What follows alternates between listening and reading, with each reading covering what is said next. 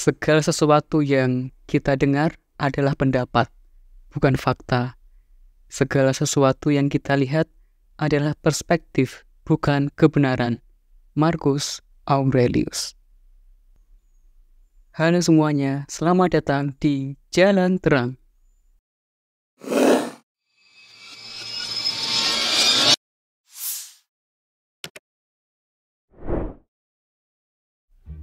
Kali ini kita akan membahas Marcus Aurelius, seorang filsuf Kaisar Roma yang paling terkenal hingga sekarang. Marcus Aurelius Antonius dikenal sebagai salah satu dari 5 kaisar baik yang memimpin dari 161 Masehi hingga 180 Masehi. Marcus Aurelius sangat disegani oleh bangsa-bangsa di era tersebut. Menurut buku Pax Romana, menyatakan bahwa Romawi menikmati kesuksesan luar biasa sehingga masa ini dijuluki dengan era keemasan Pax Romana. Romawi mendominasi kekuasaan yang membentang dari Eropa Barat, Timur Tengah, dan Afrika Utara selama berabad-abad. Pada Kekaisaran Roma, wilayah tersebut tetap stabil dan tampak makmur, dengan sedikitnya pemberontakan dan kekerasan yang terjadi. Pemberontakan dan kekerasan skala besar jarang terjadi di era tersebut karena penjagaan oleh pasukan Roma sangat ketat sehingga perdamaian Romawi tetap terjaga. Kawasan Roma membentang dari Eropa, Afrika Utara, dan Timur Tengah dengan populasi mencapai 70 hingga 80 juta orang selama masa pemerintahannya yang merupakan hampir 20% populasi dunia, menunjukkan betapa besarnya peradaban Roma di masa itu. Marcus Aurelius lahir di Roma pada tanggal 26 April 121 Masehi di sebuah keluarga yang sangat terpandang. Kakeknya adalah seorang konsul dan 2 kali menjadi prefek, yang berarti pejabat Romawi. Nenek dari pihak ibu adalah pewaris salah satu kekayaan paling besar di Roma, dan saudara perempuan ayahnya menikah dengan Antonius, seorang pria yang mendapat dukungan besar dari Kaisar Hadrian. Ketika Marcus berusia 3 tahun, ayahnya meninggal, dan sejak saat itu dia dibesarkan oleh kakeknya, Marcus Hanus Verus. Marcus berterima kasih kepada kakeknya karena telah mengajarinya watak yang baik hati dan tegas. Kakek Marcus juga merupakan teman dekat dari Kaisar Hadrian, sebuah koneksi yang sangat menguntungkan di waktu-waktu mendatang. Di awal masa remajanya, Marcus berkembang sangat pesat. Dia adalah seorang petinju, pegulat, dan pemimpin tari. Dia paling banyak diajar di rumah oleh beberapa mentor terkenal, di antaranya adalah seorang ahli lukis bernama Dianetas yang memperkenalkan Marcus pada cara hidup dan berpikir filosofis. Kaisar Hadrian mengincar Marcus sebagai penerus kekaisaran. Rencana Kaisar Hadrian lambat laun mulai terungkap hingga akhirnya membutuhkan waktu puluhan tahun untuk terungkap sepenuhnya. Pada tahun 136 Masehi, Kaisar Hadrian telah menderita kesehatan sehingga dia memutuskan untuk menunjuk ahli waris. Keputusannya mengejutkan semua orang, karena dia memilih Lucius Gaius Commodus yang merupakan calon ayah mertua Mark. Orang-orang menganggap tindakan ini tidak masuk akal, tetapi sederhananya langkah Kaisar Hadrian secara tidak langsung menempatkan Marcus Aurelius berada di antrean takhta. Tak disangka, Lucius Gaius Commodus meninggal karena pendarahan pada tanggal 1 Januari 138 Masehi. Hal ini berarti Hadrian hidup lebih lama dari ahli warisnya.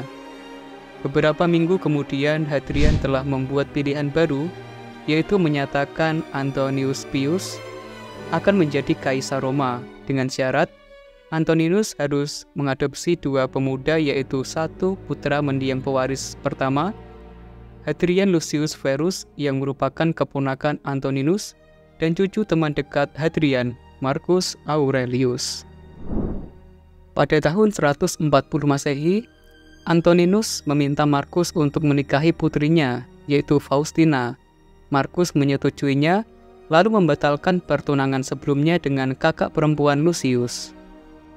Kaisar Antoninus menunjuk Markus sebagai konsul selama 1 tahun di posisi kekuasaan kedua di Roma pada tahun 145 Masehi. Anak pertama Markus dan Faustina lahir pada akhir tahun 147 Masehi. Kemudian Markus diberi kekuasaan sebagai junior ko-kaisar. Markus memberi nasihat kepada Antoninus tentang berbagai kebijakan dan Markus terlibat dalam hampir semua keputusan penting. Konsul Markus bersama Kaisar berakhir pada tahun 161 Masehi, tepatnya pada tanggal 7 Maret 161 Masehi, ketika Kaisar Antoninus Pius meninggal. Saat kematian Antonius, Markus telah memiliki kedudukan yang tinggi setelah selama 23 tahun menjadi konsultan, sehingga dia akan melanjutkan kekaisaran Romawi. Markus berterima kasih kepada semua orang yang telah berjasa dalam hidupnya, kecuali kepada Hadrian, orang yang bertanggung jawab untuk mengangkat Markus naik tahta. Bahkan disebutkan sejarawan mengatakan Markus mungkin marah kepada Hadrian. Senat siap menjadikan Markus sebagai Kaisar Roma, namun Markus bersikeras bahwa saudara angkatnya, Lucius Verus, diberi kekuasaan yang sama. Hal ini akan disetujui meskipun Markus akan memerintah dengan otoritas yang lebih tinggi. Senat menyetujui permintaannya dan menjadikan pertama kalinya dalam sejarah ada 2 kaisar di Roma. Pada tahun pertama, Markus dan Lucius sangat dicintai rakyatnya karena sikap mereka yang tidak sombong dalam memerintah. Salah satu hal pertama yang mereka lakukan adalah membayar gaji pasukan beberapa tahun sekaligus, sebagai bentuk kesetiaan mereka kepada Kekaisaran Roma. Mereka memberikan gaji hampir 2 kali lipat dari apa yang biasanya diberikan ketika kaisar baru berkuasa.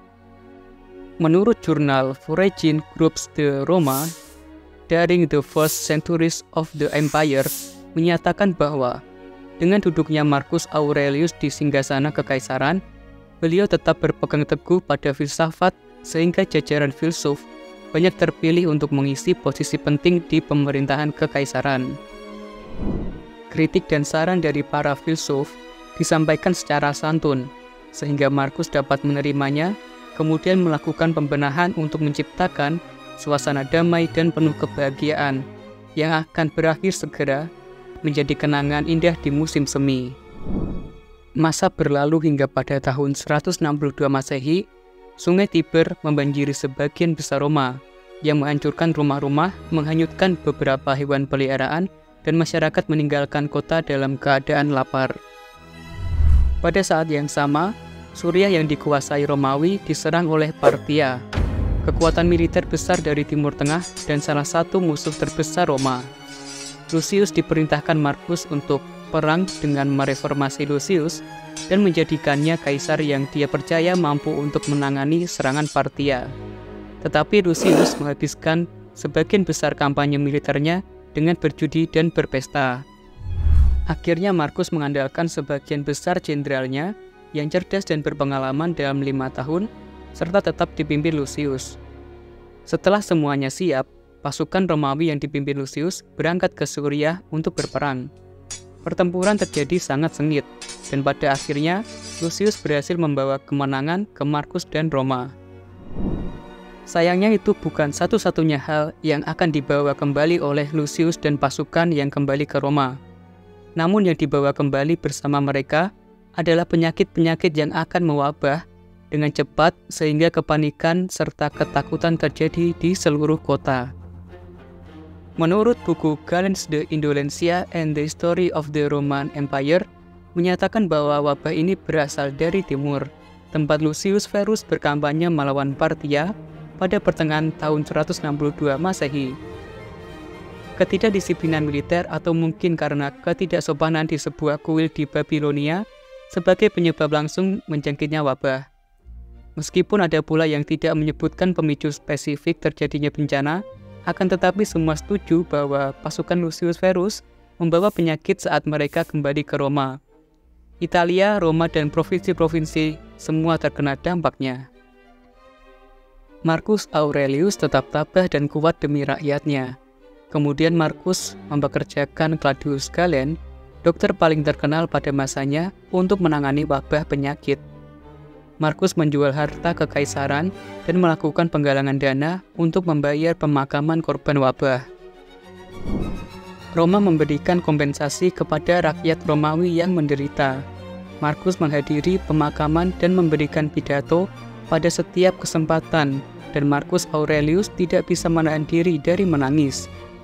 Marcus seorang pemimpin yang baik hati dan kuat, tetapi sangat merasakan penderitaan orang lain dalam apa yang tampak seperti kesedihan yang terjadi. Pada tahun 169 Masehi, Lucius Varro, saudara angkat Marcus dan rekan-rekan kaisar, meninggal mendadak pada usia 38 tahun. Pada akhirnya diperkirakan antara 5-10 juta orang Romawi termasuk anak-anak Marcus sendiri akan mati karena wabah. Marcus menjadikan putra kandungnya, Commodus, sebagai penerus tahta yang berakhir dalam waktu hampir 100 tahun. Commodus akan lahir dalam peran tersebut dan mengakhiri apa yang dikenal dengan zaman keemasan Pax Romana. Meskipun Marcus Aurelius mengalami begitu banyak kesulitan selama masa jabatannya sebagai kaisar, dia masih terkenal karena filosofi tabahnya yang diwariskan dalam karyanya.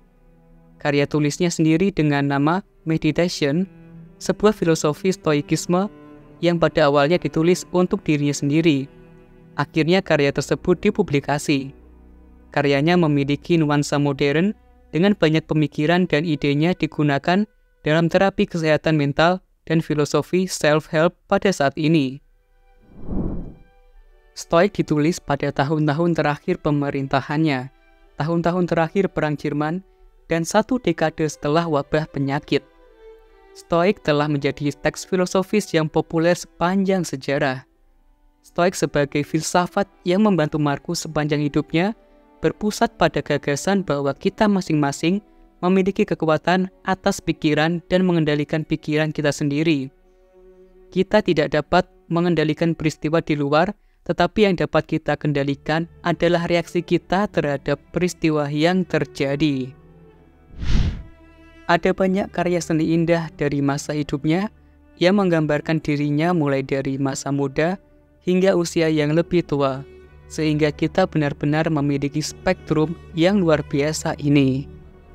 Sekian bahasan kita kali ini, semoga dapat menambah wawasan Anda dan tetap bersama kami di Jarang Jalan Terang.